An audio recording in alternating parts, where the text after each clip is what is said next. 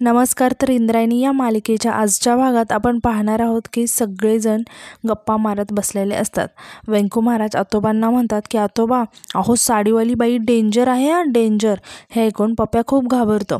व्यंकू महाराज आतोबांना म्हणतात की नको, मुले घाबरतील. मग आतोबा म्हणतात घाबरतील म्हणजे घाबरणारच, मला वाटलं शूर असतील पोरं. आणि मला म्हटले की गोष्ट सांगा भूताची, आणि गोष्ट सुरू केली, नुसते घाबरायला लागले, हिंमतच नाही आहे यांच्यात. मग गोपाळ म्हणतो की माझ्यात आहे हिंमत, सांगा तुम्ही, मी ऐकतो, होऊन जाऊ द्या एकदाचं. मग आदू पण म्हणतो की हो हो सांगा, आणि तो सगळ्या देवांची नावं घ्यायला लागतो. गोपाळ म्हणतो की आदू थंड घे. आता आतोबा म्हणतात की व्यंकू महाराज सांगावी लागते काय गोष्ट. व्यंकू महाराज सुद्धा आतोबांना मानेने खुणावून सांगतात की हो सांगा. आता आतोबा गोष्ट सांगायला सुरुवात करतात. आतोबा म्हणतात की एक गोल गोल गोल विहीर होती, त्यात खळाखळा नुसतं पाणीच पाणी, कमीच नव्हतं पाण्याला, आणि तरीही त्या विहिरीला कोणी पाणी भरायलाच जात नव्हतं. विचारा का. मग सगळी मुलं विचारायला लागतात की का. मग आतोबा सांगतात की खूप खूप वर्षांपूर्वी एक सवाशीण बाई कपाळाला भलं मोठं कुंकू लावून रोज रात्री त्या विहिरीत पाणी भरायला जायची. आणि एक दिवशी ती अशीच पाणी भरायला गेली. पाण्याची बादली विहिरीत सोडली. ते विहिरीतून पाणी बादली बाहेर काढली आणि बादली घेऊन ती मंदिराकडे निघाली. मंदिरापाशी आली. 1 पायरी, 2 पायरी, 3 पायरी, आणि 4थ्या पायरीवर गेल्यावर तिचा पाय सटकला आणि डोकं आपटलं आणि तिथेच जीव गेला. सगळी मुलं खूप खूप घाबरलेली असतात. आता इंदू घाबरत विचारते की मग आतोबा त्या बाईचं काय झालं. आतोबा म्हणतात की काय झालं, ती बाई जागीच गेली, म्हणून तुम्हाला सांगतोय, परत त्या मंदिरापाशी जाऊ नका. त्या मंदिरापाशी जी व्यक्ती जाईल त्याला साडी नेसलेली अशी एक बाई दिसते, आणि तिथे कुणी गेलं आसपास तरी ती झपाटते. आणि कशी झपाटते, आणि त्या बाईने एकदा झपाटलं ना, कसला पण मर्दगडी असू द्या, साडी घालूनच बाहेर फिरतो. कसा असं म्हणून ते ॲक्टिंग करून दाखवायला लागतात. आता व्यंकू महाराज आणि आतोबा दोघेही म्हणतात की भयंकर, अतिभयंकर. हे ऐकून पप्या तिथे सुसू करतो. सगळेजण पप्याकडे बघून हसायला लागतात. आता यानंतर आपण पाहतो की प्रेमनाथ रात्री एकटाच चाललेला असतो, आणि अचानक त्याचा पाय एका दगडाला लागतो. प्रेमनाथ खूप चिडतो आणि म्हणतो की काय हे, आमच्या सासूबाई आमदार असत्या तर हे रस्ते कधीच नीट झाले असते. आणि तो इकडे तिकडे बघत म्हणतो की हा गण्या गेला वाटतं, इथे भेटायचं ठरलं होतं, पार्सल ठेवलं असेल याने इथेच, कुठे ठेवलं ते पार्सल. असं म्हणून प्रेमनाथ इकडे तिकडे पार्सल शोधायला लागतो. आता अचानक प्रेमनाथला पोपटरावांची गाडी येताना दिसते. प्रेमनाथ आश्चर्याने मनाशीच म्हणतात की पोपटरावांची गाडी आणि इथे, आणि तो एका स्टॉलच्या पाठीमागे लपतो. पोपटराव गाडीतून उतरतात आणि ते खूप घाबरलेले दिसतात. आता प्रेमनाथ म्हणतो की पोपटराव स्वतः गाडी चालवत आलेत, म्हणजे काहीतरी घोळ आहे. आता पोपटराव घाबरत इकडे तिकडे बघत अंधाराच्या दिशेने जायला लागतात. प्रेमनाथसुद्धा त्यांच्या पाठीपाठी जायला लागतो. आता यानंतर आपण पाहतो की सगळी फंटा गँग आणि व्यंकू महाराज आतोबा मंदिरात झोपलेले असतात. आता पप्याला काही झोप येत नाही, तो खूप घाबरून गेलेला असतो. इम्रान हळूच उठून पप्याला म्हणतो, पप्या झोपलास का. पप्या लगेच झोपायचं नाटक करतो. आता गोपाळ हळूच इम्रानच्या कानात म्हणतो, अरे इम्रान, तो झोपायचं नाटक करतोय. गोपाळ म्हणतो, मला तर भीती वाटते, हिरव्या बांगड्या लाल कुंकूवाली बाई खूप डेंजर आहे. आणि सगळी फंटा गँग हे ऐकायला उठून बसलेले असते. आता सगळेजण खूप घाबरलेले दिसतात. गोपाळ म्हणतो की मला तर खूप भीती वाटते. आदू म्हणतो की नुसत्या हिरव्या बांगड्या आहेत, एवढा मोठा कुंकू, लाल साडी, रक्तासारखी बाई, खूपच डेंजर आहे.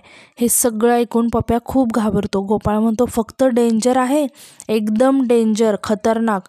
तो सांगतो जो कोणी पुरुष त्या विहिरीजवळून जायचा त्याला ते भूत झपाटायचं. तरणा बांड बाप्या एका बाईसारखा वागायला लागतो. इंदू सांगते आणि एक बाई मर्दासारखी वागायला लागते. आणि गोपाळ म्हणतो की आवाज, सांगितलेला आवाज, असं म्हणून सगळी फंटा गँग वेगवेगळे भीतीदायक आवाज काढायला लागतात. आता पप्या हे सगळं ऐकून खूप घाबरलेला असतो. तो घाबरून उठतो आणि म्हणतो की ए शांत बसा, झोपलो आहे ना मी. आणि तो सोनू आणि परीवर ओरडत म्हणतो की झोपलो आहे ना मी. आणि परत इंदूला म्हणते ए इंदे. इंदू पण मोठ्याने म्हणते की काय आहे. मग पप्या घाबरून म्हणतो की झोपतो मी, असं म्हणून तो झोपतो. आता सगळेजण त्याची मज्जा घेत असतात. नंतर दुसरीकडे आपण पाहतो की मोठ्या बाई रात्री पाणी पिण्यासाठी बाहेर हॉलमध्ये आलेले असतात. तेव्हा रात्री कोणीतरी अचानक दरवाजा वाजवतं. मोठ्या बाई घाबरून विचारतात की कोण आहे. आणि परत घाबरत म्हणतात की माझ्या घरी चोरी करता काय, असं म्हणून हातामध्ये चाकू घेऊन हळूहळू जायला लागतात आणि दरवाजा उघडतात आणि मारायला चाकू उगारतात. तर प्रेमनाथ आलेलं असतं. दोघेही एकमेकांकडे बघून खूप शॉक होतात आणि घाबरतात. आता मोठ्या बाई म्हणतात की हे काय आहे जावई बापू, तुम्ही असं का चोरासारखे आला आहात? बाहेरच्या दरवाजाने यायचं ना. माझ्याकडून तुमचा खून झाला असता तर आता खुनाचा आरोप माझ्यावर आला असता ना, जेलमध्ये जावं लागलं असतं मला. प्रेमनाथ खूप घाबरलेला असतो. तो म्हणतो की सासूबाई, जीव वाचवून आलो आहे मी माझा. तो पोपटराव खूप डेंजर आहे. मोठ्या बाई आश्चर्याने विचारतात की पोपटराव काय केलंय त्याने? प्रेमनाथ थोडासा विचारात पडतो आणि म्हणतो की पोपटराव बोललो का मी? आणि परत म्हणतो की नाही नाही त्याचं काय नाही. मोठ्या बाई म्हणतात की काय केलं आहे सांगा. असं म्हणून त्या प्रेमनाथला ओढत आणून खुर्चीवर बसवतात आणि विचारतात की काय केलं पोपटराव त्याने? प्रेमनाथ म्हणतो की मला माहिती नाही, मी काय नाही पाहिलं.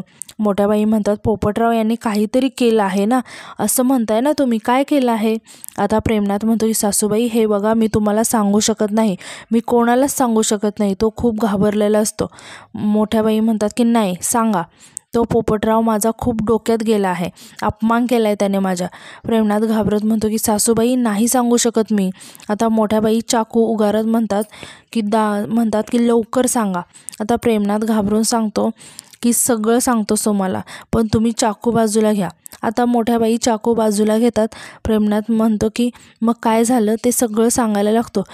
हे सगळं ऐकून मोठ्या बाई म्हणतात जावई बापू चांगलं झालं, उद्या सकाळी एक मोठं काम करायचं आहे आपल्याला, तयार राहा.